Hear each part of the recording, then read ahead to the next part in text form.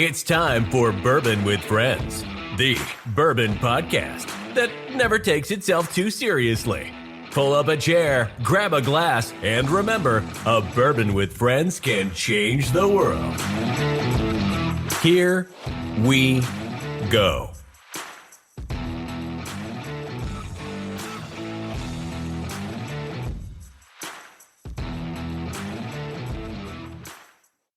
Hey everybody, welcome to Bourbon Friends. Myself, Adrian, and Martin are here to talk about whiskeys from around the world and how a Bourbon with Friends can change the world. How are you guys doing?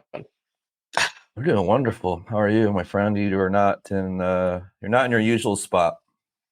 No, I am not. I'm at 9,700 feet in elevation hunting for elk right now. Wow. Yeah. Just dedicated as hell to the Bourbon with Friends podcast. I love it, man. 100%. Adrian, Awesome. Adrian had a fun weekend. I did. What'd you do? I went to the Kentucky Bourbon Festival at Nice. the time Look of at my you go. life. I know. It was so fun. I 100% bought the ticket so I could see people. Yeah. I didn't drink a lot of whiskey. I didn't try a lot of stuff. I probably should have, but I genuinely adore being around all those people. So it was awesome.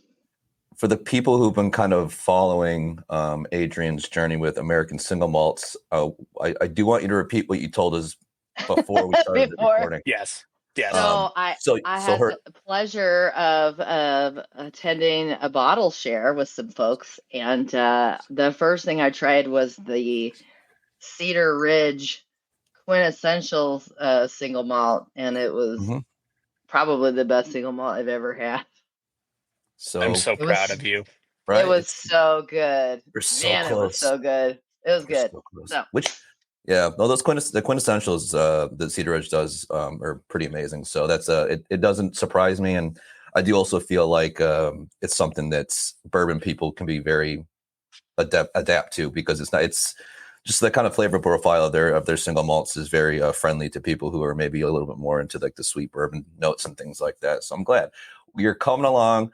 By this time next year, you're going to own Scotch. You're going to have all the single malts. So I'm proud, man. I'm hoping to do the same thing with tequila. I see. I see what she's doing. I see what she's doing. Sneaky. Okay. Well, since you had such a wonderful segue, why don't you go ahead and introduce our guest for today? So our guest today is Shari Baxter. Hi, Shari. Next Century Spirits. Hello. Hi. We should start snapping when we introduce guests. I don't know. I've seen people do that. I don't know No, why. that's just Martin. That's not never going to be us. We don't have to do It's that. like the Addams family, and he is wearing black. Well, welcome. Yeah. Well, thank you. It's a pleasure to be here to talk to you all today. Awesome. Absolutely. Thank you. So, if you don't mind, we'd like to ask you. So we know you're with Next Century Spirits. Can you talk a little bit about yourself and your role there?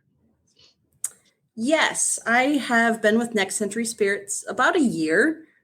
I'm almost September 26th will be a year, so I'm almost at my anniversary. I'm the Vice President of Research and Development and Quality. So I oversee all of the scientists, all the technical crew, the engineers that work on developing our liquids, as well as ensuring that day-to-day quality with every bottle that goes out the door. Nice. That's awesome. I have so many more questions when it comes to that too. Now, it's like, how many scientists? How big is this facility? What's going on?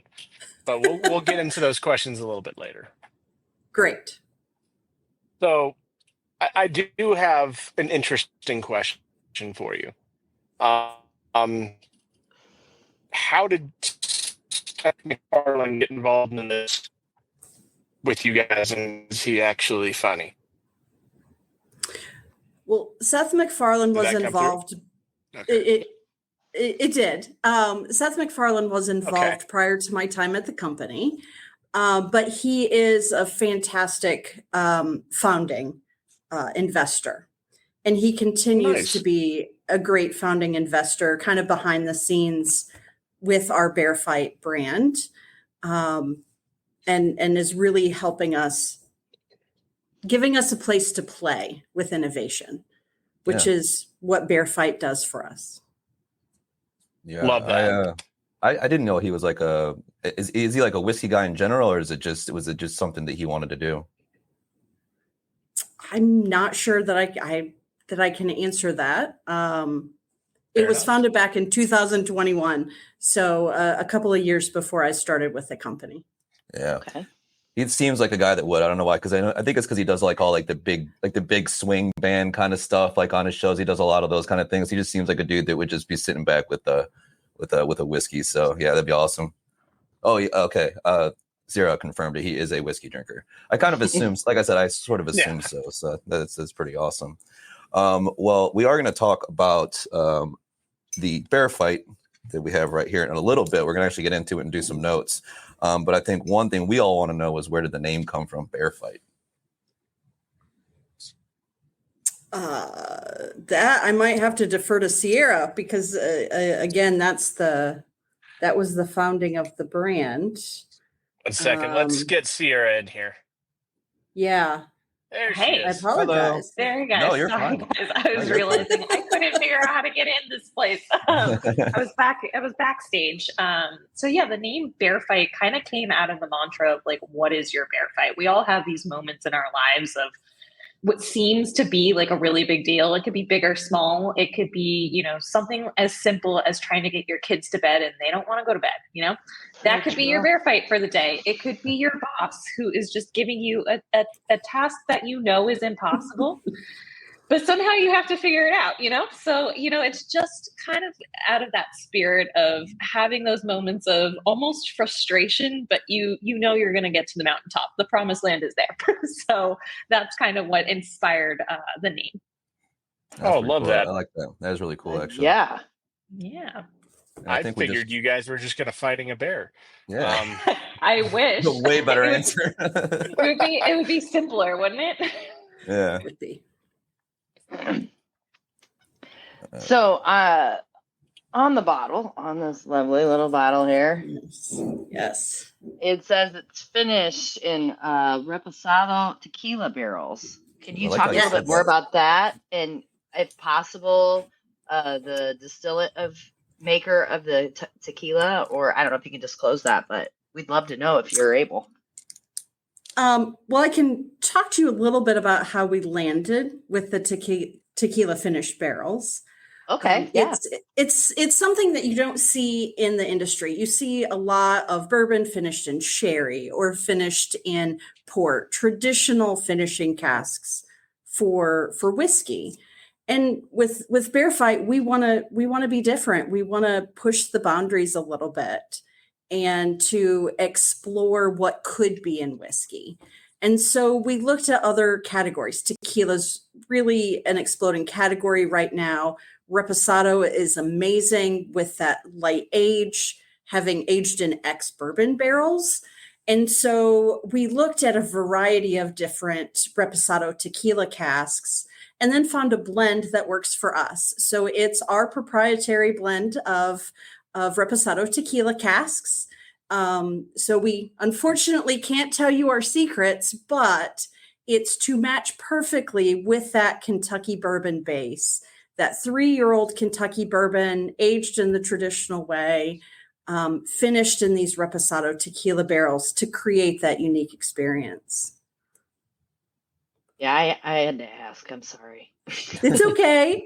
I'm trying to get into tequila more. That's why, at the beginning where we were talking about that, getting into single malts and trying to understand tequila a little more. So it was just purely out of curiosity. Just to give note, the mash bill is 70 corn, 21 rye, and 9 barley. It's got about a 90 proof on it. So I don't know if you guys would like to start sampling it, or if you want to continue asking questions. I already started. Is that okay? Okay. Same. I just don't have a glass. You're drinking whiskey out of a mug? Of course I am. Oh, I love it. This is why we're friends, man. I knew I liked you for a reason. I can't take whiskey anywhere. I have to have a mug with me. Yeah. I need my coffee in the morning and whiskey in the night. Or reverse that. Have whiskey in the morning, coffee at night. Oh, no, I want to go to bed. All right. So we doing notes or are we just going to drink? Yeah, we can. I was just going to comment on what they are. I mean, if you want to give your expert opinion, and I can tell you if you're right or not. All right. Do you have them in front of you? I have some notes in front of me. Nose, both of y'all. If you want to do it. Yeah. Sure. Let's. Okay. I'm great with a mug note tasting. Yeah. Right now. Let me tell you. It smells like ceramic. Okay, Martin, it's all you, buddy. Super. Both whiskey and tequila mix so well with coffee. You have the perfect cup. Yeah. Well, I can say it's been washed in coffee a few times. This really would probably be nice because it's got a very I don't know, it has a very kind of smoky feel to it. Mm-hmm. It does. That's coming from a bit of the bourbon. You get a little bit of smoky from bourbon, but a lot of that is coming from the tequila. What do you think, Martin? I'm actually having difficulties. I add a drop of water into this. Yeah, maybe I might have to do that. Actually, I don't have any. That's great. Let me see. You know what? And before I do these notes, I do weird notes. But I just kind of go with whatever first comes to my brain. Great. But he's really good usually at guessing what the description that the company that has whatever. I might have trouble with this one. I get I get like a crazy pear note for sure. Okay. I can see that. Even like the smoky the smokiness is obviously less like, Isla peated smoke to me. Obviously it's coming from that tequila, but it almost has like a tea, like some kind of tea. Maybe some apple, actually definitely green apple for sure. And even strawberry. I know it's really weird. I get the smokiness more on the palate in the finished portion than I do on the nose. That's why I said smokiness, but I know you were doing nose notes. So the nose is toasted oak, vanilla, a touch of cloves, hint of black pepper, and cooked agave. Now agave probably gives some of those fruity notes, maybe. Yeah. Yep. That's that green. That's the pear and apple. That's coming from the agave character. Yeah. See, and I'm not a big tequila drinker, so that's probably why I was having a little bit harder of a time with notes on this. I've tried some cool tequila, but it's just usually tequila and I don't get along well. I stick to the darker liquors. Those seem to be friendly with me. Wait, who's asking this next question? I know it's super professional. Yeah, right. I think it's you. I was just checking. I was like, is it my turn to? Okay. So we've kind of obviously done some notes, talked about the whiskey, but what are they like as far as the artwork? What was the kind of inspiration for that? Because it's a really cool bottle. It's eye catching. Like if you see it on the shelf. With the claws, the claw marks. I love that. Yeah, I like that. To symbolize your bear fight, to really differentiate it. And then we went with a bold blue. So our American single malt is black, and we wanted to absolutely differentiate this Kentucky Reserve, and went with the bold blue color. I can piggyback off of that and give a little bit of historical context since I've been around a little bit longer with bear fight than Shari. But essentially, if you look at most whiskey shelves, a lot of the bottles tend to look alike, and they really wanted to keep with the black and white because one, it's standard, but it's still bold, so it gives you that kind of traditionality to a certain extent. But the bear fight or the bear on it with the mouth open and the claw marks was a very strategic decision. We wanted to make sure that people saw it and were confused by it, quite frankly, because it kind of gives you that instinctual feeling of like, let me pick this bottle up. Like, why are there claw marks on it? And to Shari's point, it kind of ladders back to what is your bear fight? Because there are moments in our life where you just need a whiskey to take the edge off at the end of the day. And, you know, hopefully this will be your whiskey to go to for those moments. Well, I was going to say, I think based with the price, I think the price is a very great more budget style price. And then also, I very much feel like this is like a daily drinker kind of feel for me. Yes. You hit the nail on the head, Adrienne. Like, it is very much so for the everyday kind of whiskey drinker. And quite frankly, it's to help bring the stodginess of the whiskey category down a little bit, because we believe whiskey shouldn't be so serious. It should really be there to consume with your friends, have a good time, maybe take the edge off. And, you know, if you want to index into the fancier stuff, go right ahead. But Bear Fight's really for more of that casual everyday moment. I wish more companies did that, because I feel like it's camera view. You're Damn it. You're, So fun. Okay. I'm gonna keep Blue Run there because I know him. move your tater bottles. That's hilarious. I also find Bear Fight to be a lot of fun. And it's a product that we can have fun with, just like exploring, going outside of that norm for finished bourbons. We wanted to do something different. And we had that tequila finish to create that new experience that's still affordable and everyday. Yeah. I think this is only my third tequila finished bourbon that I've ever had. I think. I know I had Balcones. Surprising. It's surprising there aren't more out there, because both of these categories are doing extremely well. I mean, if you're looking at, you know, the category growth for the whole liquor industry overall, you know, beer's down, which is kind of crazy because it's always been king in the alcohol world, and liquor is really kind of surpassing everything.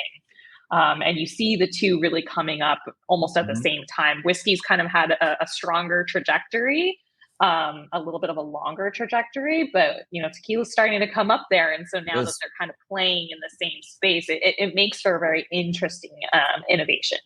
It is. I've seen over like the last 5 years, both whiskey, like you go to a restaurant back in the day, they wouldn't have a whiskey menu. You know, they wouldn't have like the separate menu with like the whiskeys that they have there. And similarly for tequila, unless it was like a specialty place.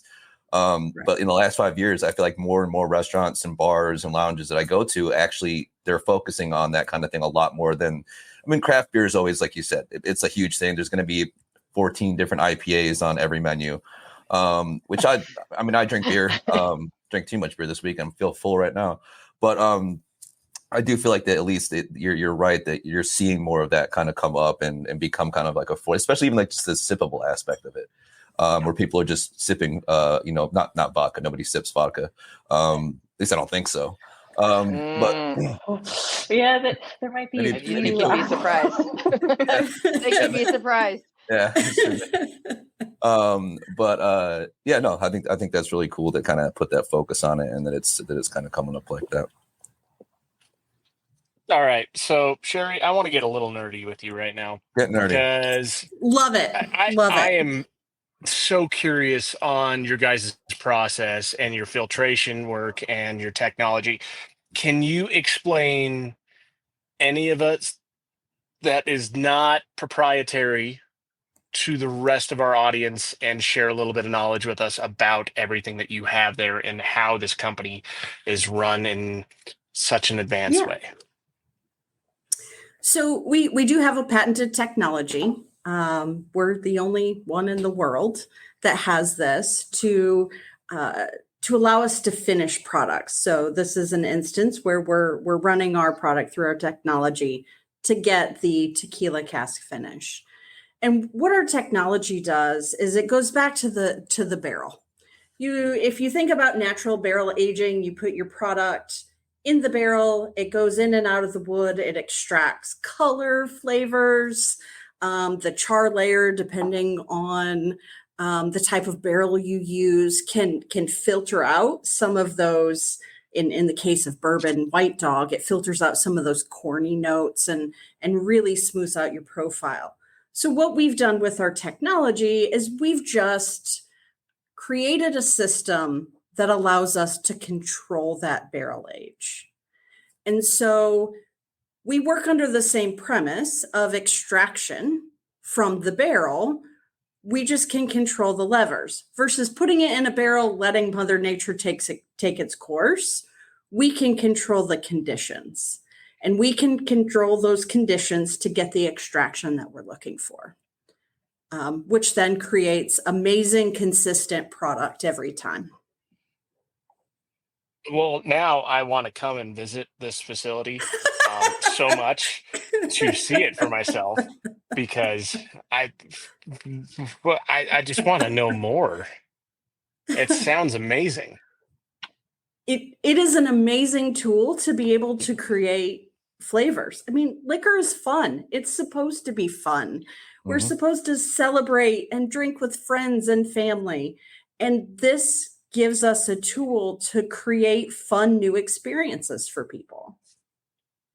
I mean, what you guys are doing is absolutely phenomenal. I can't wait to see what you guys are going to do in the future. And I'm just going to stop there because we may have some more questions later on about that, but I'm not going to ask it right now. So let's. Okay. Adrian, can you take over before I keep talking? Yeah. Thank you. So it's that mountain air. Yeah, it is. So we always ask kind of an off the cuff question. At this time, It's my turn to ask. It's not doesn't have anything to do with whiskey. So okay, if you both want to answer, Shari, you absolutely have to answer. Ciarra, I will give you a pass if you don't want to. Okay, so the question is, we need to give them background on why we do this. Oh well, so we always ask the squirrel question, and this all started way back when we three took over hosting this show, and I have a lot of trees in my property and a lot of squirrels that drive me insane. And so now we ask a squirrel question every show. And we've gotten some really it sounds crazy to ask a squirrel question, but it's generated some quite humorous results. So with that, where is it? If a bear-sized squirrel fought a bear, who would win? Ooh, a bear-sized squirrel. A squirrel as big as a bear fighting a bear. It has they both have tails. Whoa. One's just a lot longer. Yeah, one's a nub. One's It's a pretty it could be a pretty powerful tail. But then I was thinking claws versus teeth, because I don't think of squirrels as biters. They probably are. Oh, they are. But they eat plants. So it's a very different teeth situation. Well, here's a question for you, Adrian. Okay. Does the bear-sized squirrel, does the bear-sized squirrel have the ability to climb trees the way that it does? Okay. It just does. It does buildings now. I would instead say of trees. yes. Mm-hmm. Yeah. I'm gonna go with the squirrel. Those things are fast. Yeah. Yeah. The bear, I think, has got some weight on it. Yeah. Just remember, a bear can run 35 miles an hour on land. They are fast. Squirrels kind of have short arms and legs too. Maybe this should be our new campaign. Kind of like Adrian. The next thing's gonna be video. The next thing's gonna be squirrel fight, and then you're gonna have a whole line of bottlings like that. I really think I have to go bear, though. Okay. I do have to go bear. I mean, feel it squirrels is more are pretty aggressive. vicious, but they are way more aggressive. Yeah, they're definitely more aggressive, and I think, like Sarah said, they have the kind of the weight on them. They're like pretty muscly. I think squirrels, even if it was that big, it would be very muscly. So, I didn't think we were going to get this deep into this question at all. It's so funny, isn't it? So funny. All right, so we'll get back to nerdy whiskey stuff, but thank you guys so much. We really do. It was just one of those random things that we decided to do one time and just sort of run with it. We've actually had some like they're saying, and your guys' answers included have been it's always entertaining. So we'll get back to the whiskey now.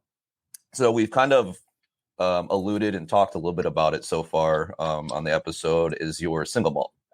I am a huge single malt fan. I started off drinking Scotch. That's where I started, and I still do. It's the one I always go back to. And now, obviously, with American single malts, it's becoming something that a lot of people are familiar with, including our good friend Adrian here. She finally found one that she likes. So your guys, this has won multiple awards. I was actually reading about it, and I'm super interested in it. Where do you see like the American single malt scene in like 3 years?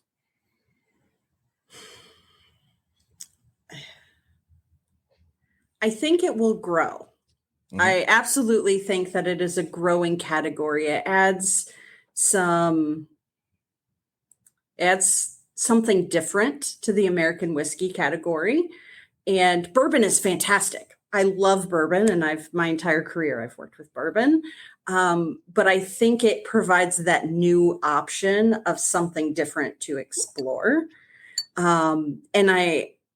And I believe it will grow and also evolve because right now you have a lot of different profiles in the American single malt category. It was just recently defined as far as what American single malt means. So I think it's going to evolve to consumer tastes, just like bourbon and our other whiskeys have. And I think it's going to be a fun place to play from a whiskey perspective. No, I definitely do too. I mean, you'd see a lot of like the really big brands even putting out their version of an American single malt, and then you've got brands that are like even doing like independent bottling stuff like Lost Lantern, who are just doing some really cool stuff that are trying to show that all these different American single malts are coming out. You're seeing peated stuff that's actually done with peat from the U.S., which is unique. Usually it's sourced from Scotland, but yeah, I think you're right. I think it's something that's going to grow. I don't think it can ever. Do you think it could ever overtake bourbon though? I don't think it ever could. No. Yeah. Just like there's a place for rye. There's a place for a good rye whiskey. There is a place for a good wheated whiskey. Mm-hmm. There's a place in cocktails and in consumption. I don't think any of them will overtake bourbon. No. It's such a beast, but I think there's a place for it though on the shelf. Yeah, absolutely. I do. It is. I mean, it is. It's like the American spirit. I mean, you think about bourbon, it's like, but yeah, I do hope it gets a little bit bigger. It's fun to watch people that I know who swore up and down they would never drink single malt. They don't like single malt. Here we are. How dare you, Martin? I feel like single malts, at least from what I've had the pleasure of trying at this point, it's much more lighter, fruitier type of liquor. It's not, got those heavier oak and, toffee caramel things to it like bourbon does. It's just definitely lighter and fresher, that kind of thing. So if that's absolutely, that's what you're into. Now I need to try your guys' American single malt. I'm gonna have to look for it. It makes two of us, Martin. That sounds amazing. We'll make sure you guys get a bottle. Don't worry. Thank you. So I do have a personal question for both of you guys. So this goes to both of you guys.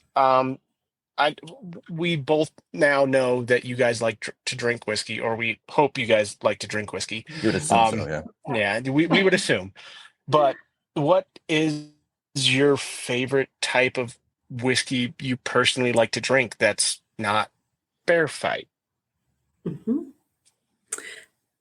I'm a Scotch drinker, and that has absolutely evolved over time.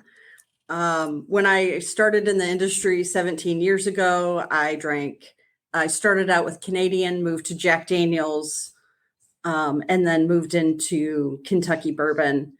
And probably the last 3 to 5 years, I've migrated into Scotch, exploring the smoky and then the milder for days that I don't want to smoke bomb of an Islay Scotch. But I'm enjoying the journey right now of Scotch. Nice. Very nice. Asking me to pick a favorite is like asking me to pick which one of my children I love the most. So I think that's a really hard question. I think I'm going to do it by category if that's okay. I was going to say, what's your favorite if I'm bourbon, be rye? Picking a rye, I'd probably pick High West. I'd probably do the double rye for High West. Absolutely love that. Makes a great Manhattan on it. Like, honestly, it's so good. Yes. If I'm going to pick a scotch, I'd probably pick the Glenlivet 14-year with the cognac cask. Just chef's kiss. Like, you don't need anything with it. I could just drink that all day long. And then bourbon, I guess, I'd have to go with Old Faithful Woodford. Chris Morris really did his homework there, and I've got to pay respect to that man. He's a legend. Woodford. He's a great. And it's just something that, I always think of the Kentucky Derby every time I have a mint julep when I sip on it. Oh, Love. That sounds amazing. All right. Well, you guys gave both amazing answers. Martin and I are absolutely obsessed with Scotch and single malts, and then we're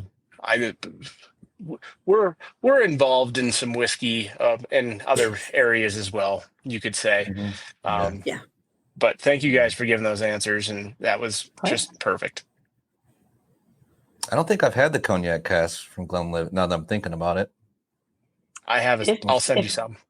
Okay. If you're into Scotch, it's definitely good. And oddly, like, I've put it over vanilla ice cream, and it's.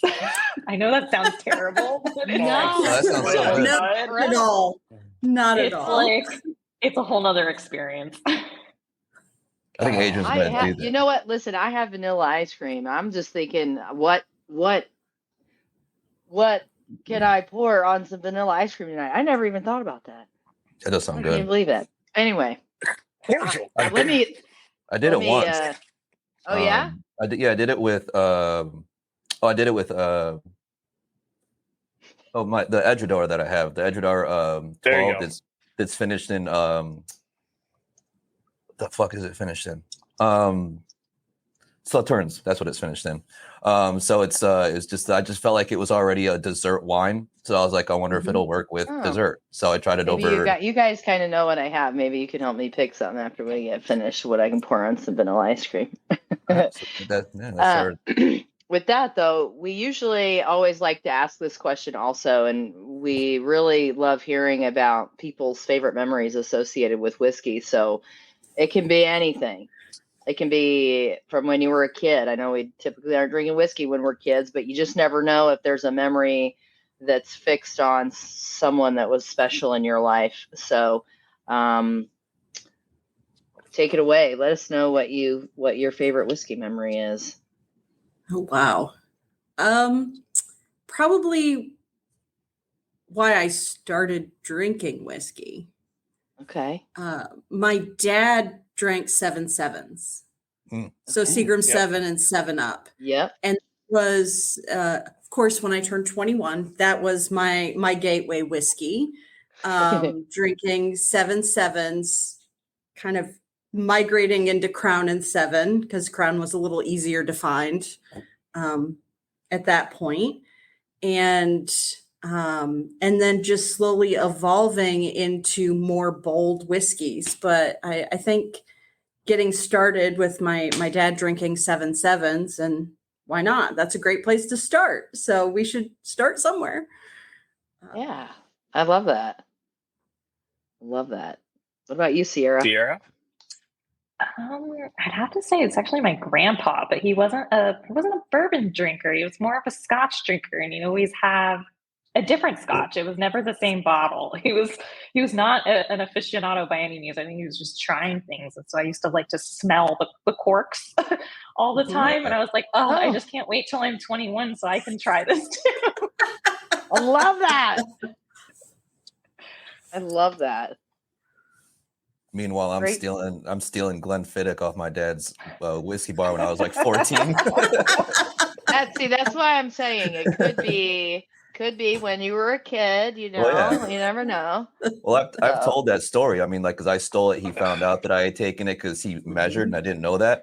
And now that's he and I's like nostalgic drink. So like whenever we get together, because my parents are from Scotland, so whenever we get together, we drink a little dram of Glenfiddich 12 together, because it's just like kind of like a memory thing. So and now I'm actually of age to drink it. So You are just a few years.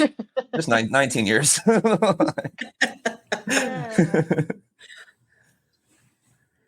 All right, I think that's it for questions, isn't it? Well, I got one more question, and this is something that we should have asked before the favorite whiskey question, but what's next for Bear Fight? Yeah. Ooh. Well, what would you like to see next for Bear Fight? What is there something you'd love to see in whiskey that you haven't seen yet?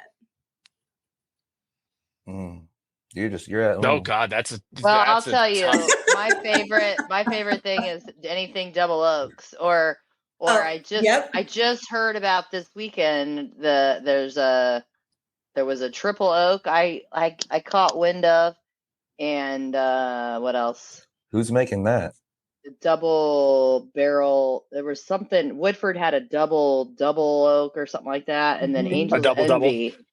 Yeah, Angel's Envy has a triple oak. So that for me, that you would reel me in with that. Yeah. Personally. Well, something unique.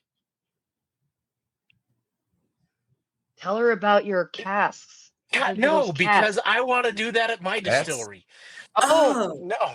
Oh, I thought you said cats. But that's fine. You know what? No, definitely not cats. I was like, what? Outside the window? I'm going to throw it out there. I really want someone to do a red African wood cask finish. So just really expensive casks. African wood. Okay. Yeah. Oh my God. To cook with it's absolutely amazing. I love it. I did try some whiskey when I was in South Africa that was finished in it, that was made down there. I don't know if I went partially blind afterwards, but it was great. But it was, I love the flavor of that wood. The red African wood, the black wood. There's a maple, it's called a maple hookie wood. That if I could find ever, I would make that into something immediately. Maple, what did you say? Hookie. Like HOOKIE. I have no idea. That's what they said it was. So all right, just very inquisitive over here. I don't know why I thought it was that chick from Jersey Shore, but that was Snooki. That's something totally different. Yeah. That's not it at all. Oh my goodness.